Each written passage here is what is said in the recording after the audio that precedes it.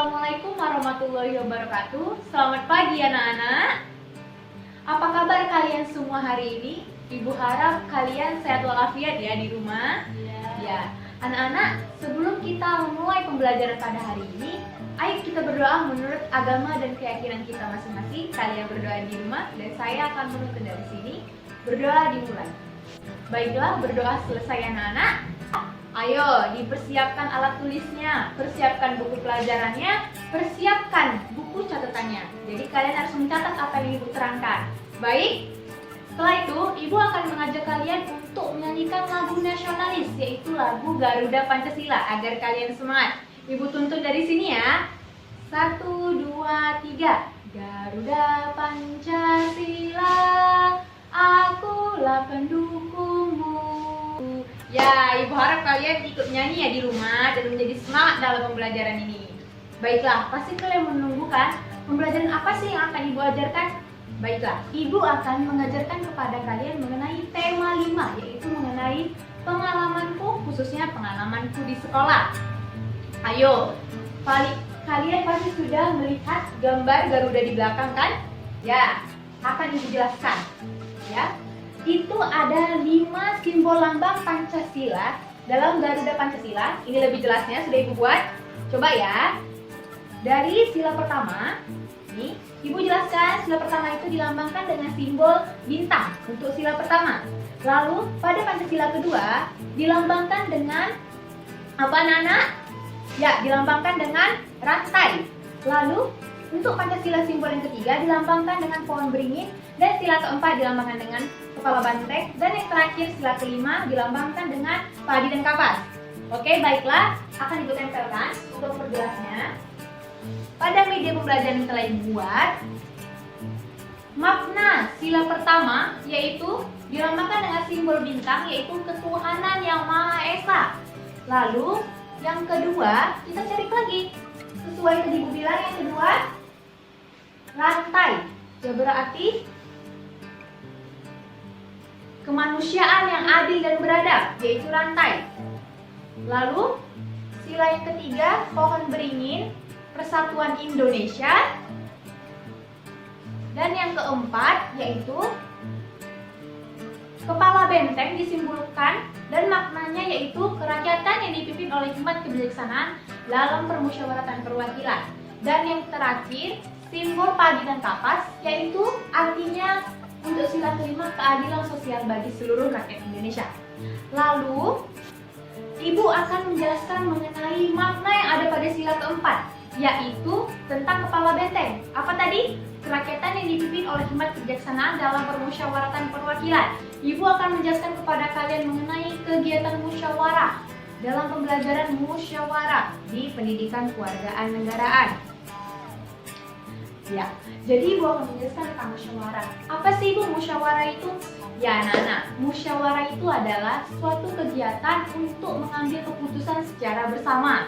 Lalu Bu, apa saja sih Bu manfaat dari kegiatan musyawarah? Manfaatnya bisa mengambil keputusan secara bersama, mengaitkan atau meningkatkan tali persaudaraan. Yang ketiga, bisa mempererat persaudaraan yang ada dan tidak memberikan perpecahan. Lalu syarat untuk musyawarah apa? Musyawarah harus dilakukan dengan kepentingan bersama, lalu dengan iktikad baik, dengan akal sehat, dengan kebersamaan yang kuat, serta keadilan di dalamnya. Baik anak-anak, lalu musyawarah itu apa-apa saja sih Bu contohnya? Contoh musyawarah di rumah yaitu ada pertama, memutuskan tempat wisata yang akan dikunjungi bersama keluarga saat liburan. Lalu kedua, pembagian tugas membersihkan rumah. Itu termasuk kegiatan musyawarah dalam rumah. Lalu Bu, ada contoh musyawarah di sekolah, yaitu pemilihan ketua kelas dan pembagian tugas di sekolah. Lalu contoh musyawarah di masyarakat juga ada anak-anak, yaitu dengan pemilihan ketua RT, ketua RW maupun kepala desa. Sikap yang baik dalam bermusyawarah seperti apa? Yang pertama, mengacungkan tangan sebelum berbicara. Yang kedua, saat menyampaikan pendapat harus menggunakan bahasa yang sopan. Dan yang ketiga, mendengarkan orang yang sedang berbicara atau mengemukakan pendapatnya. Dan yang keempat, tidak memaksakan kehendak kepada orang lain. Dan yang kelima, menerima hasil musyawarah dengan lapang dada, yang berarti harus ikhlas. Ini dia video pembelajaran musyawarah dari Ibu. Jadi, apa sih Bu hubungannya Garuda Pancasila, lambang simbol Pancasila dengan kegiatan pengalamanku? Ya, ada hubungannya dengan memaknai simbol Pancasila yang keempat, yaitu kerakyatan dipimpin oleh hikmat kebijaksanaan dalam permusyawaratan perwakilan. Jadi Ibu akan mengajarkan kalian mengenai kegiatan musyawarah di sekolah. Tadi ada apa? Ada pemilihan ketua kelas. Jadi Ibu akan mengajarkan kepada kalian bagaimana sih cara pemilihan ketua kelas yang baik dan benar. Ya anak-anak, kita bisa mempraktekannya ketika di sekolah nanti ya. Pemilihan ketua kelas. Nih, coba amati gambar seperti berikut. Pemilihan ketua kelas. Ini contoh mengamalkan kegiatan musyawarah dari makna sila keempat tadi, yang kepala benteng. Terlihat di sini, Ibu namakan dia seorang anak bernama Adi. Adi dan teman-temannya melakukan kegiatan musyawarah pemilihan ketua kelas. Jadi, ketika nanti sudah masuk sekolah, kalian pada saat ingin memilih ketua kelas bisa dilakukan dengan misalnya Ibu akan membagi kalian ke dalam 4 kelompok. Jadi masing-masing kelompok harus mewakilkan 1 orang dari kelompoknya. Sehingga ada berapa orang yang diwakilkan? Ada 4 orang untuk menjadi ketua kelas. Ibu misalkan dari kelompok 1 namanya Adi Bu. Adi. Lalu ada siapa lagi kelompok 2? Misalnya Salwa.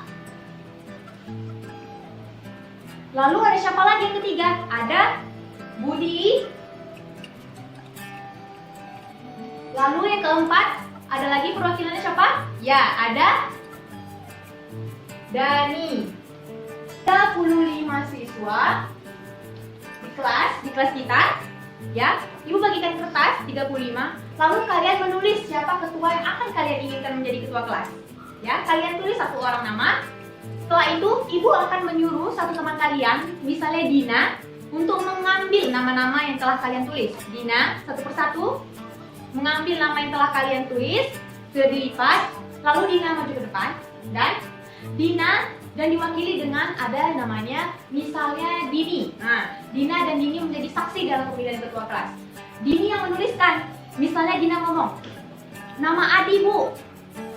Dini menulis 1 Adi. Terus Dina buka lagi, oh ada nama Adi lagi Bu. Tulis lagi Adi 1. Terus buka lagi, Bu ada nama Salwa. Ditepak Salwa ditaruh. Lalu Bu ada namanya Budi Bu. Budi. Bu ada yang namanya Dani. Sampailah ini terhitung menjadi 35 garis. Jika ada 35 garis pas, berarti kegiatan pemilihan ketua kelasnya jujur. Tetapi jika jumlahnya tidak mencapai 35 atau bahkan lebih, berarti ada yang curang. Seperti itu. Lalu yang terbanyak inilah yang menjadi ketua kelas. Adi, ketua kelas. Lalu Bu, terbanyak yang kedua, dia yang menjadi wakil ketua kelas. Lalu 2 lagi, apa tugasnya? Menjadi keamanan. Keamanan tugasnya membantu wakil dan ketua kelas. Seperti itu. Jadi dalam pemilihan ketua kelas anak-anak harus dilakukan musyawarah, yaitu pengumpulan suara secara bersama dan yang terbanyaklah yang menjadi pemimpinnya. Jadi pada pembelajaran kali ini, apa yang dapat kalian simpulkan? Coba ya kalian tulis di rumah, kalian tulis di buku catatan kalian. Pada saat tahun ajaran baru, kita akan bertemu dan Ibu akan mengecek tugas kalian. Baik, Ibu simpulkan bahwasannya hubungan Garuda Pancasila sebagai lambang negara Indonesia yang di dalamnya terdapat simbol Pancasila berhubungan dengan materi pembelajaran kita hari ini, yaitu pengalaman di sekolah dalam kegiatan musyawarah, khususnya pemilihan ketua kelas. Jadi musyawarah itu kegiatan yang dilakukan untuk mendapatkan satu kesimpulan secara bersama. Salah satunya dengan kegiatan pemilihan ketua kelas. Ibu harap kalian bisa memahami melalui pembelajaran hari ini dan kalian bisa memahami apa sih pengalamanku di sekolah sesuai dengan tema kita, yaitu pemilihan ketua kelas, dan bagaimana sih seharusnya aku dalam memilih ketua kelas dan dalam musyawarah harus seperti apa. Ya, Ibu harap kalian memahaminya ya. Jadi Sebelum itu, Ibu ingin kalian berdoa. Baiklah anak-anak, itulah pembelajaran pada hari ini. Ibu tutup dengan salam. Assalamualaikum warahmatullahi wabarakatuh. Semoga kalian bisa mengerti dan memahami. Sampai jumpa di video pembelajaran selanjutnya di rumah.